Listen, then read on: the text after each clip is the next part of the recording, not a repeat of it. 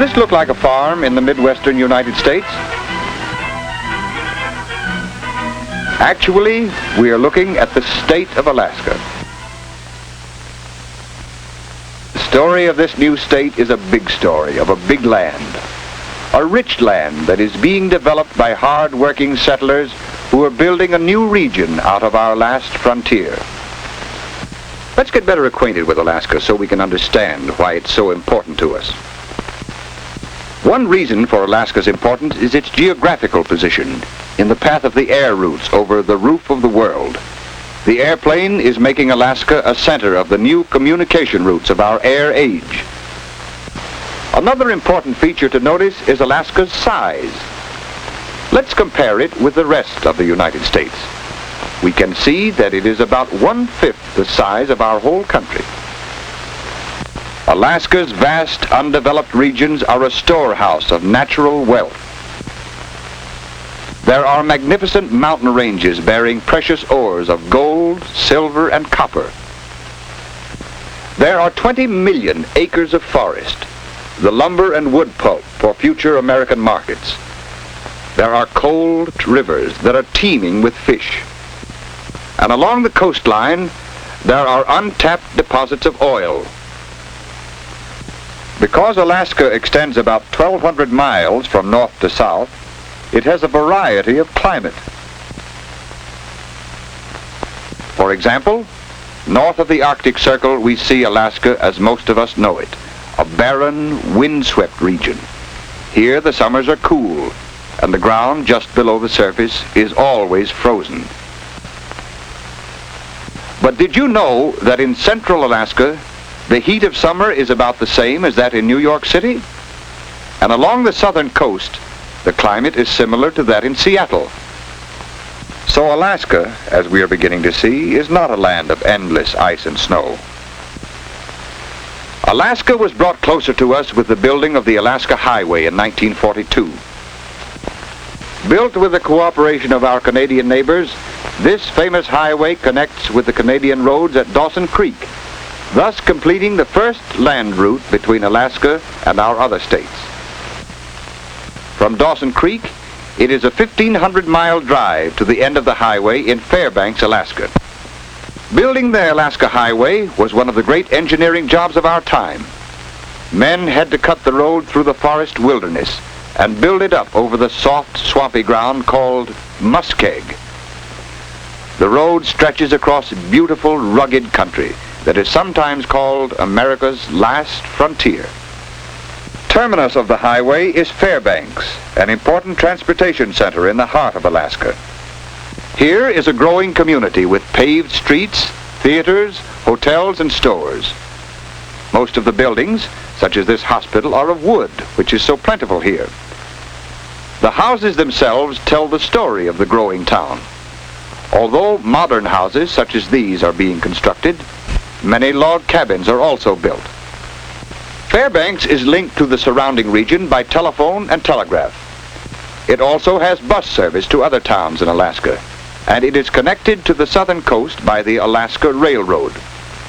The most important means of communication in Alaska are the radio and the airplane. Alaskans have been called the flyingest people in the world. And when we remember how big Alaska is, and how much of it is covered with forests and mountains, we can understand why airplanes are the best means of getting from place to place. We have already seen something of Alaska's importance in the air age.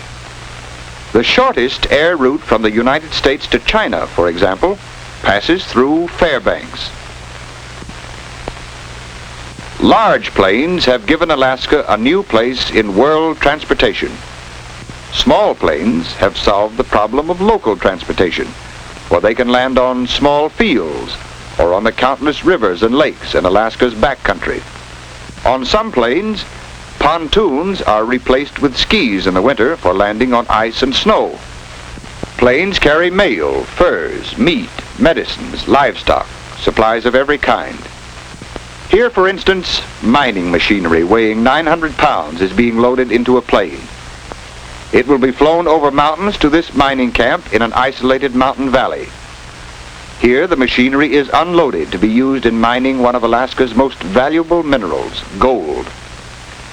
The glamour of the gold rush of 1898 has largely disappeared. Today, gold mining is a big industry, using mechanized methods.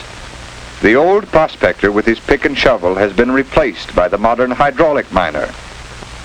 The early miners exhausted most of the gold on the surface, so today big dredges dig the gold ore that lies deeper in the earth. Gold mining is a valuable industry, but Alaska's greatest source of wealth is salmon fishing. More than half of the world's supply of salmon comes from Alaskan canneries. In June and July, the shallow waters of the Gulf of Alaska and of Bristol Bay are dotted with fishing boats. Fish are also caught in Alaska's many rivers. Here is Alaska's greatest treasure, the silver salmon, worth more to us than Alaskan gold. In addition to fishing and mining, agriculture is being developed as a new industry. Most of us have heard about the Matanuska colony in southern Alaska, begun by settlers from Minnesota, Wisconsin, and Michigan. Like our early pioneers, these Americans faced the tough job of clearing the new land. But today, the fertile soil yields excellent crops, and the valley wilderness is being replaced with cultivated fields.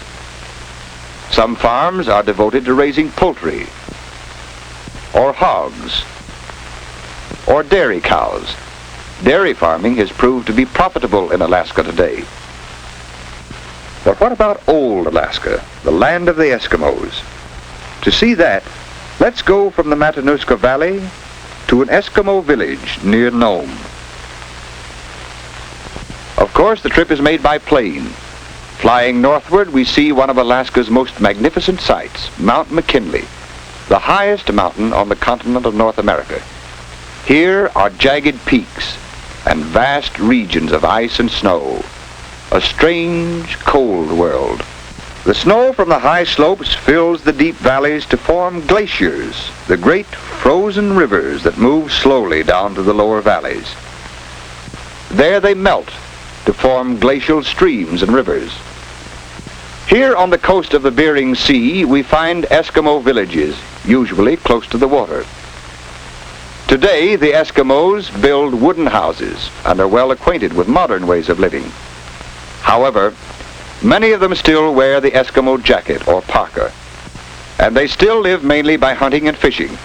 The men are skillful seamen and pursue seals and whales in the Arctic Ocean and in the Bering Sea. They still use boats made of wood covered with sealskin.